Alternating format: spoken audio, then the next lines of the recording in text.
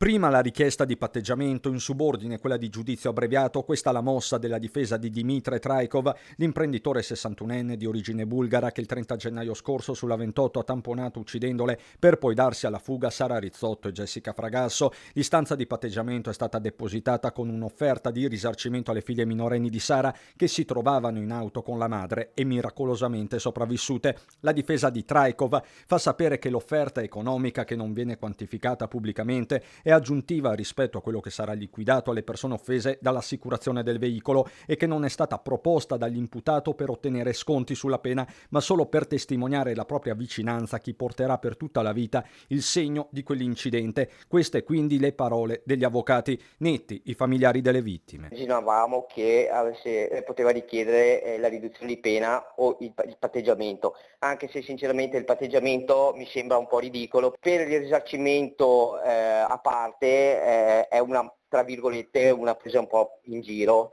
nel senso che i soldi non sostituiscono la Sara. Non si possono comprare le persone con i soldi. Nell'ipotesi in cui il pubblico ministero non accetti la proposta di patteggiamento, l'imputato ha chiesto di essere ammesso al giudizio abbreviato, nell'ambito del quale, ha precisato il legale di fiducia, non rinuncerà nel rispetto della decenza giuridica a difendersi da quelle contestazioni che allo Stato non appaiono pienamente provate, e di decenza parla anche il papà di Jessica, Alain. Io spero veramente che la giustizia faccia il suo corso, perché queste cose qua proprio non riesco a accettarle, cioè proprio è una cosa veramente inaccettabile.